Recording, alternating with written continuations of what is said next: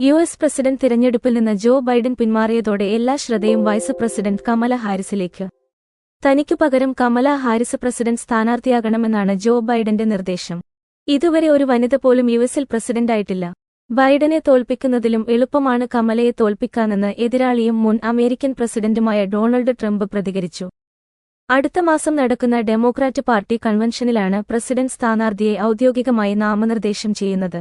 ജോ ബൈഡന്റെ അസാധാരണമായ നേതൃത്വത്തിന് അമേരിക്കൻ ജനങ്ങളുടെ പേരിൽ നന്ദി പറയുന്നതായി കമല ഹാരിസ് എക്സിൽ കുറിച്ചു. തന്നെ സ്ഥാനാർത്ഥിയാക്കാനുള്ള പ്രസിഡന്റിന്റെ നിർദ്ദേശം ബഹുമതിയാണെന്നും പാർട്ടിയുടെ നോമിനേഷൻ ലഭിക്കാനും വിജയിക്കാനും പരിശ്രമിക്കുമെന്നും കമല ഹാരിസ് പറഞ്ഞു.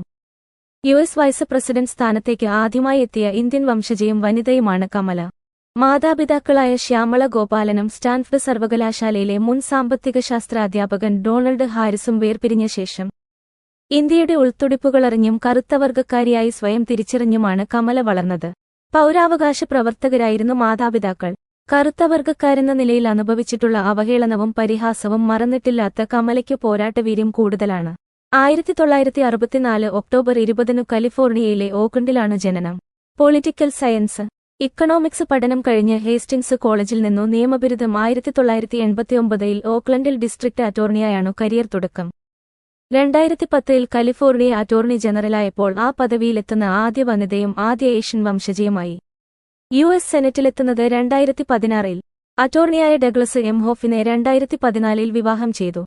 ഡെമോക്രാറ്റ് പാർട്ടിയുടെ ആധുനിക മുഖം കമലയുടേതാണ്. യുവത്വവും വംശീയ വൈവിധ്യവുമാണ് പാർട്ടിയുടെ കരുത്ത്. ഡെമോക്രാറ്റ് പാർട്ടിയിലെ ഇടതുനിരയോട് അനുഭാവം പുലർത്തുന്നതാണ് കമലയുടെ നിലപാടുകൾ. സൗജന്യ കോളേജ് വിദ്യാഭ്യാസം, ഗ്രീൻ ന്യൂ ഡീൽ പരിസ്ഥിതി പദ്ധതി, സമഗ്ര ആരോഗ്യപരിരക്ഷ തുടങ്ങിയ പദ്ധതികൾക്ക് അവർ പിന്തുണ പ്രഖ്യാപിച്ചിട്ടുണ്ട്.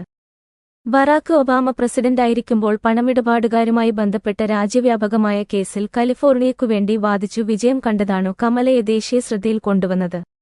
ഗുണ്ട, ലഹരിമരുന്നു സംഘങ്ങൾക്കും പീഡകർക്കുമെതിരെ അവർ വിട്ടുവീഴ്ചയില്ലാതെ ശിക്ഷ വിധിച്ചു. സെനറ്റിലെത്തിയ ശേഷം ഇന്റലിജൻസ് കമ്മിറ്റിയിലും ജുഡീഷ്യറി കമ്മിറ്റിയിലും ശ്രദ്ധേയയായി. കമല ഹാരിസിന്റെ മുത്തച്ഛൻ പി.വി. ഗോപാലന്റെ ജന്മഗ്രാമമാണു തമിഴ്നാട്ടിലെ തിരുവാരൂർ തുളസേന്ദ്രപുരം. നയതന്ത്ര ഉദ്യോഗസ്ഥനായിരുന്ന ഗോപാലൻ നാട്ടിലല്ല ജീവിച്ചതെങ്കിലും ഗ്രാമവുമായുള്ള ബന്ധം കുടുംബം കാത്തുസൂക്ഷിച്ചു. കമലയുടെ അമ്മ ശ്യാമളയുടെ ഇളയ സഹോദരി ഡോക്ടർ സരള ചെന്നൈയിലാണ്.